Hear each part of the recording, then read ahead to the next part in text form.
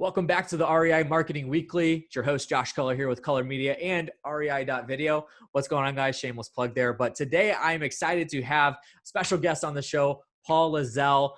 This is actually our first time meeting, not in person because we're still quarantined, but over video. He's out there on the beach. I'm in my office right now, so we're having a good time. But Paul, what's going on, man? Thanks for being on the show today. Josh, thanks for having me. Really appreciate this opportunity, dude. It's gonna be fun. Awesome. I'm excited too.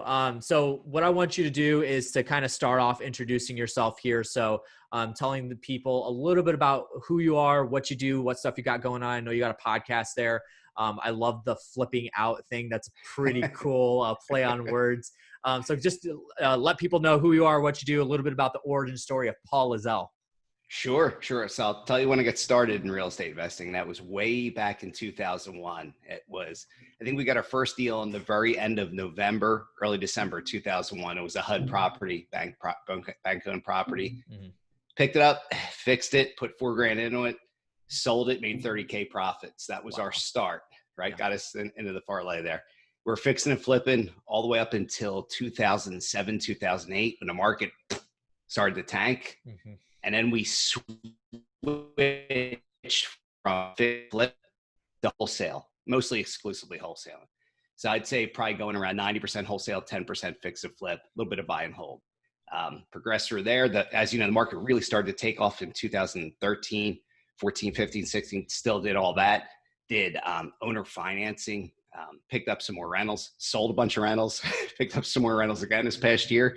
Still doing the fix and flipping, got actually quite a few going on right now that are being marketed and hopefully sold at this point here, even though it's a different transitioning market here. Sure. But we went away from direct mail marketing in 2013 into buying exclusively bank owned in 2013 at that point. Gotcha. That's good. So you got a little bit of an evolution of your business here from 2001, doing a flip and then going through the crash, going through the hot streak in 2012, 13, 14, 15, which is kind of when I got in the game. I first started into the real estate investing industry in 2013. And it was hot. Like HUD was hot. MLS was hot. I mean, it was insane. How much deals there were out there. Like it was crazy. So obviously because of this, you've kind of evolved your marketing during this time period because you can't market the same way you did in 2001 as the same way you did in 2008, 2013, and then, last year. And then now, we're recording this episode. We're still, kind of in this quarantine stage of COVID-19. Yeah. So whenever you guys, the audience, whenever you're listening to this is when we're recording it. So I assume that you've made adjustments in your marketing as well.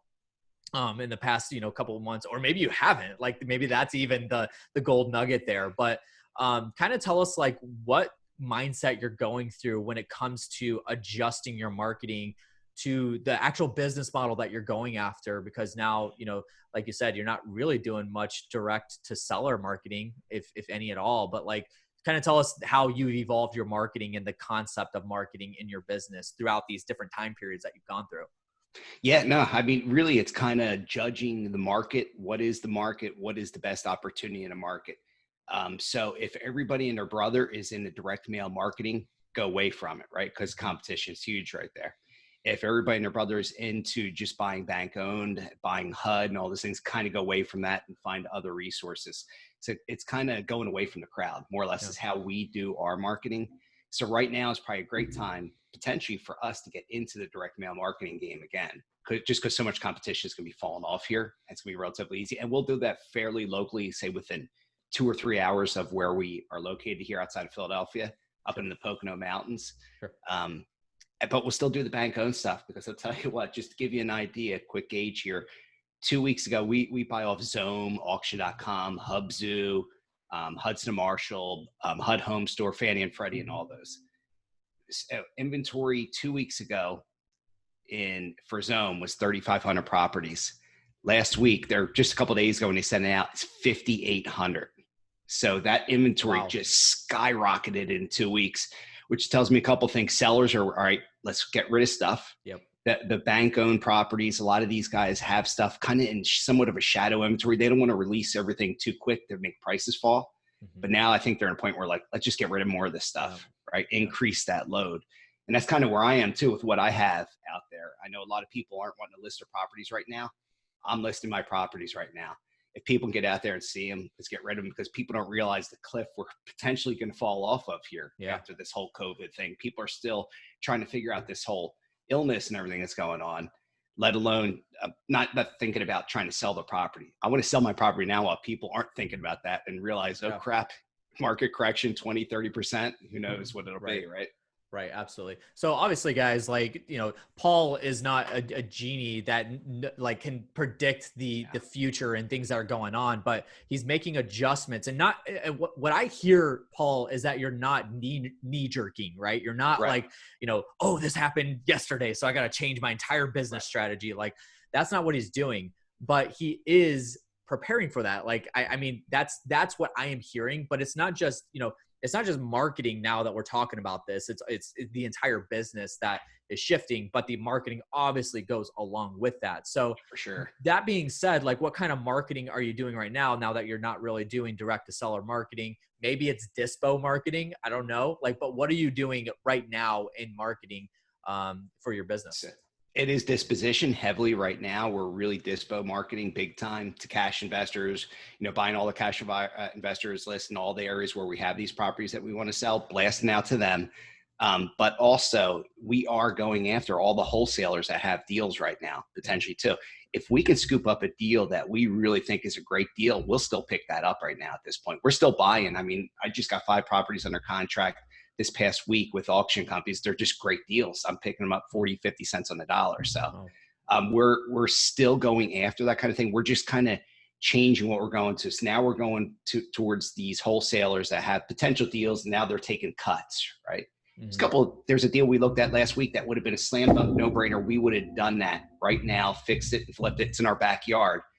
But the problem is we don't know what the market's going to be like 3-4 months down the road. Oh, yeah. Sell that. So we backed off of that. We're looking for the home runs, not the doubles, right? Sure. Look for the homers, look for the slam dunk deals, avoid the singles and doubles right now. That's my personal preference. That's what I'm looking at right now. Yeah, absolutely. And I think, something that you said too, is that, in the previous kind of segment there was you said that you kind of dialed back your direct mail. Everybody's doing direct mail. Right. So where do you stand out in the market? That's the question. If you go to a seller's house and they have a stack of, 15 yellow letters on their desk, how do you stand out in that way? But I like the adjustments that you've made, the dispo marketing. So kind of what kind of marketing are you doing on the disposition side? I know that you said you're doing a lot of deals with wholesalers. Are you marketing to them? Is it just networking, or what are you guys doing? Kind of networking with them. So the wholesalers, there's different guys we've known over the years that we've bought deals from. And a lot of times what we'll end up doing is we'll buy this deal from the property or from them on this property and just list it on the MLS and sell it for that profit, right? We're going to do a quick 15, 20K, hopefully wholesale from the wholesaler to us, and then flipping it again on the MLS. Now we're in a market where I don't think that's going to work anymore. So we have to get the slam dunk ones. And some of the properties that we're looking for are more cash flow properties, right? Duplexes, multi-units, where we know those people will still be buying. The people that buy and hold will still be buying, as compared to a person who's looking to fix and flip. I don't know how many cash buyers there are going to be after the whole fallout of jobs right now for the next 3 to 6 months. Yeah, absolutely. That's kind of where we're looking. But if people are in the direct mail right now, I recommend they go full tilt, heavy with it, right? And really, but smart lists, right? Dial down to the lists that really work for them. Whatever lists have really been working. And we do this every quarter with whatever's working for us. All right, this worked, this didn't. This market was not so good. Let's get away from this market and go more into this market where we've had success. So every quarter you got to do it. Then we do a heavy look 6 months in. So June, right? At the end of quarter 2, or right before the end of quarter 2, we do a heavy look. And then sometimes we'll do bigger switches, right? If we really see a trend coming, we'll make bigger changes at that point. When you say heavy look, what are you analyzing? Like, what are you looking at when you're kind of reevaluating your marketing? For us, it's our gross profit and in which markets. So we'll have a market, say Charlotte, North Carolina, or outside there, right? The gross profits are really dying down there, right? So much competition. Sure. Yeah. But let's say in Laredo, Texas, the gross profits are through the roof. All right, we'll focus more on Laredo, Texas, than we're going to focus on Charlotte, North Carolina. So we'll make those changes. It's just basically trying to get the low-lying fruit, right, and find the best profit margins. Again, you're looking for the home runs, not Yes. the base hits, the doubles. I like that a lot, because I think a lot of people, they do a lot of shotgun marketing that, causes them to bring deals in that are those, and if you're going to make $10,000-$15,000 on a deal, that's tempting, right? But that may be a single, as opposed to, like you said, going to a market like Laredo, Texas, where there's not heavy competition. You can get a lot more slam dunk deals.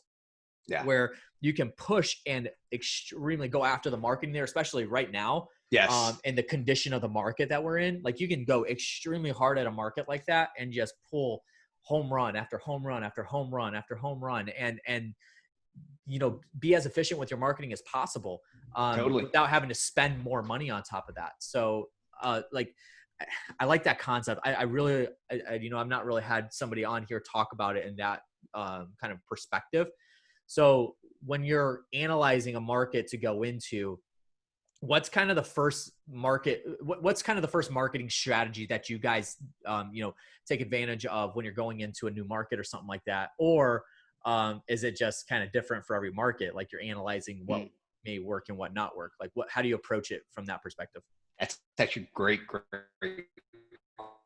question. So our target markets, we want to have two potential buyers, right? So there's markets obviously where the fix and flip to your end buyer, right, but can't cash flow a property. Let's say Phoenix, Arizona, right? You can fix and flip buyers, you can find there all the time, but you're not going to find buy and hold guys. The markets we like to find people that are fix and flip, and also there's buy and hold. People can still cash flow properties in those markets. So we have two different disposition possibilities with that. It just opens us up to more buyers, is the way we look at it. So we're not hitting those tier one big markets as much anymore. We used to do a lot in St. Louis, but St. Louis became kind of oversaturated, and same with Kansas City. So we would go into those second tier markets, say Florissant, Missouri, which is outside of St. Louis, say 35 minutes, right, where people can still cash flow and there's less competition there. So we would kind of target those kind of markets as our sources. And then we're looking for employment data, right? We want to make sure that jobs are going there, that there's good industries going there, and people aren't leaving. That's why Texas is so great, because there's so many businesses moving into Texas right now, right? That's why it's such a good market. Yeah. So one thing I pulled out of everything you just said there is that your audience. Like, before you go into a market, you know exactly the type of demographic that you're going after, which is extremely crucial. And that's kind of an understatement when I say extremely crucial for your marketing, because if you don't know your audience well, if you don't know, like I told you before we jumped on the call, like, I've got clients that are still running radio ads. They're still doing television spots or billboards, and that works for them in their markets. But if you take that strategy and go to another market, it's not going to work. Like, if you do television spots or radio ads in a Chicago market, like where I'm at, it's not going to work. Like, and there's some people that do billboards out here and it works for them. But then there's a lot of people that do, like, direct mail still, and they do text messaging, cold calling, and those are killers right now. So knowing your audience and knowing the demographic of the market that you're going into is just, that should be number one. When you go into creating your marketing plan for that. So what are some things that maybe you see on the horizon that you'll be taking advantage of? I know you said that maybe in the condition of the market right now, maybe go extremely hard after direct mail or some other form of marketing. What's something you see coming up on the horizon? Maybe if you had your crystal ball there on the beach, like, if you had that, what marketing would you go extremely hard after right now, because you see something coming up on the horizon? This can be kind of like I guess a twofold answer. Sure. And so for us, right in around in our market where we are here, we got both buy and hold and fix and flip, right? Depending on a town that you're in, as far as the price point, taxes, all those kind of things. So for us, attacking the 3-hour radius makes a ton of sense. But on a second level here, we're in such an interesting time that, how before a lot of people try to do sales by phone, right? Right. And people are like, I want to see you, right? I want to face to face. There's a lot of people that are really uncomfortable with that. Well, now guess what? We're in a situation where you're forced to do deals on the phone, and the sellers are forced to sell over the phone. Hmm. So we're in an interesting time. This may change. This dynamic may change the way things are done if this continues for another, say, Absolutely. 2, 3, 4 months, right? So as people get comfortable, all right, I can deal with Josh. He seems like a great guy. I'm talking to him on the phone. He's telling me what I need to hear. I'll do the deal with him. Hmm. You're not going to see the face to face, no more handshake, that kind of thing, right? So I think it's kind of an evolution that way. And then just target for us, targeting markets that we're comfortable with as far as with our sellers or our buyers, I should say, Sure. both fix and flip and buy and hold guys. And now it's going to be interesting because I think if we do this, I can do Yes. so many deals over the phone right now that I wouldn't been able to do before in the Yeah. past. I think that's important for people to know. Absolutely. Man, I couldn't agree with you more. And even like my business, I mean, I'm in the media space, even though I serve as real estate investors, Mhm. I'm in the media business and I am trying to figure out how to go more digital, which is why I built Yeah. rei.video and why I'm taking advantage of some of these other clients that like they do podcasts and stuff like that. And I'm, just like, hey, I can reproduce that content for you and push that back out. And help the podcast grow, stuff like that. Like I'm trying to figure out how to go more digital where I'm not in person with people. Yeah. And I think that translates to any industry that you're in right now.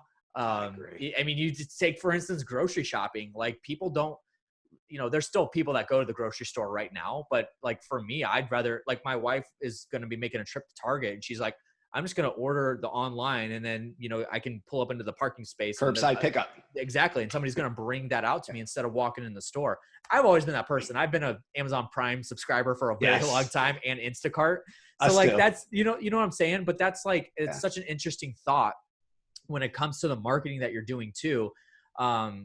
Because of the fact that like you're gonna have to pull this thing more digital. So let's kind of wrap this up here, Mhm. Paul, because we're running out of time. Could keep you on here a little bit longer, but so when it comes down to you mentioned before we jumped on the show that you do a lot of virtual deals and you have Yes. been for a while. A long So when time. it comes to marketing, what kind of concepts, what thoughts go through your head when you're strategizing your marketing for setting it up to be, virtual deals that are coming in and closing over the phone, that kind of thing?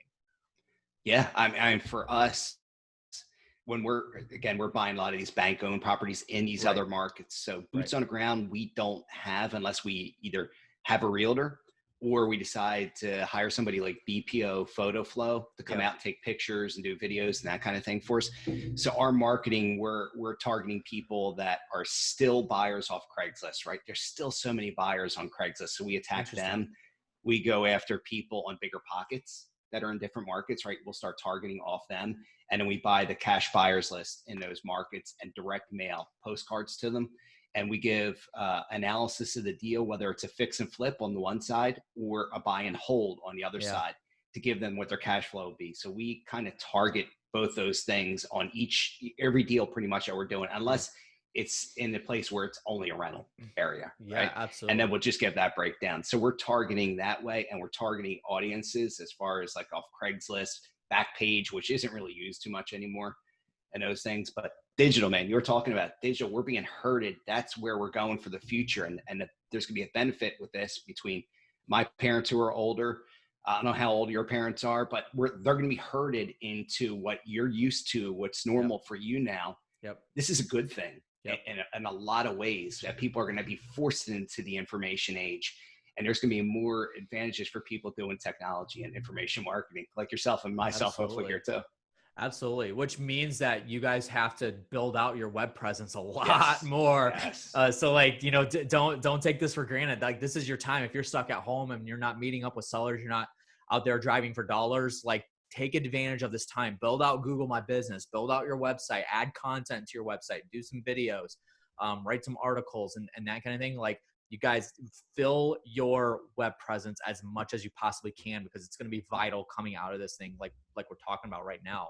Yes. So It's going to be everything, Josh. I mean, you're hitting the yeah, nail on the head right there. That's everything. People shouldn't be sitting at home frozen and paralyzed by this. They should be coming up with other ideas and how to exactly. better set up their website, how to better Yep. organize it. And like we do a lot of direct email marketing too, right? Mhm. So we have our buyers list. So we blast out those things, the buyers list, maybe building and cleaning up your buyers list, right? And finding Yeah. out those people that haven't bought, clear them out, get them out of there, right? And clean up your buyers list. We're doing that as well. So this brings up a really interesting thought. Maybe we need to have an episode 2 for this, but like Sure. when back in the day when deals were just easy to come by. Like I mentioned, like we were bidding on HUD and Yeah. MLS, and we were just getting deals left and right just Uh-huh. thrown at us. That's what we were doing, was building our buyers list extremely hard. Like we were spending almost all of our marketing dollars on dispo and not Yes. acquisitions. Like we were getting for sale by owners, pretty often, leads pretty often. Mhm. But that wasn't our main deal source. So our hard marketing was towards dispositions, towards those Yes. cash buyers. And so here's a thought though, is that depending on what happens with however long this whole thing happens, I mean, we're already at almost 10 million unemployed people that have Yes. filed for unemployment in the US. Which means, and in the last recession, if we learned anything, I think the number was like what, 13% of people that, lost their jobs also Yeah. lost their homes or something like that. It was a crazy number, which means a stupid amount of foreclosures are going to be hitting the market. Correct. It's If going to be that you way got, again. if you guys do not build your buyers list right now, you are going to miss out on so much opportunity, because the people like Paul that have their buyers list built up right now, and all of a sudden we come out of this crazy pandemic and all these deals are coming in. What are you going to do with them? Yes. Because you know what I'm saying? So like maybe that's a thought for the next show that I'll have you on. But Key. It's that's key. it's crazy. I don't know. I just thought about that when you were talking about it. It's so vital because of the fact that back in 2013 through 15, there was a plethora of deals and the marketing Sure. was extremely hard at dispo. And then in the past 2 or 3 years, because the market's been so saturated, there's This not a one's been lot of easy. deals out there. So all the marketing's been acquisition marketing. Yes. So you got to pivot, man. That's a good conversation. We got to have that, but I got to let you go here. So, man, Paul, thank you so much for being on the show. This is great stuff that you shared, a lot of valuable nuggets. I appreciate your time. I do want to give you the opportunity to be able to tell people how they maybe can connect with you. So I know you have your podcast here and any other form. So if you want to give email address, Facebook, Instagram, whatever you want to give, tell us a little bit about what you got going on with the podcast as well. Sure, absolutely. So flipping out our podcast, basically we get into kind of a lot of the same stuff that you're getting into right here. And we do a lot of virtual stuff since we're virtual wholesalers, still mostly virtual wholesalers. And out of this, we've started, we actually have had for 2 years now, students. REOauctionacademy.com is something we created. And again, we got like 15 students right now, and we're adding about one a month on average right now, which is a good pace. So we're hoping to continue to grow that. Grow the podcast. If anybody wants to reach out to me, feel free to email me. It's my first and last name, paullizell@gmail.com. Be happy to answer any questions you may have. Awesome. And obviously, guys, like what I always do, we'll have all of that linked below. So anything that Paul mentioned here will be linked in the description. Make sure you do connect with him. Go check out the Flipping Out podcast. Love the name. The play on words is absolutely awesome. So you guys make sure you go check that out. He's got a lot of great content that's on that show. So take advantage of that. Again, linked below in the description. Paul, thank you so much for being on the show, man. I look forward to having you back for a round 2 at some point soon. And you take it easy out there on the beach. Sounds great, Josh. I really appreciate it. Thanks for having me on the show. All right, guys, that's going to do it for today's episode. Thank you so much for listening in today. If you haven't already, make sure you have subscribed to the podcast. If you are listening on Apple Podcasts, head over there, leave a review right now since it's the end of the show. We'll much appreciate that. And then make sure you are checking out rei.video. If you are a real estate investor or you are interested in real estate investing and you want to shoot your own videos. We just talked about video content and being able to put that up on your websites. Now that you're quarantined, you don't really have much to do. Shoot some videos for your website, send them over to rei.video to get them edited. You can add closed captions. You can have us add graphics, all kinds of crazy stuff, music. And we do unlimited revision. So you get the video you want, 48-hour turnaround time. And then if you go to check out on your first order, type in first vid and you'll get 50% off your first order there. So you can take advantage of that. Thank you guys for listening, and I'll catch you on the next one. See you later.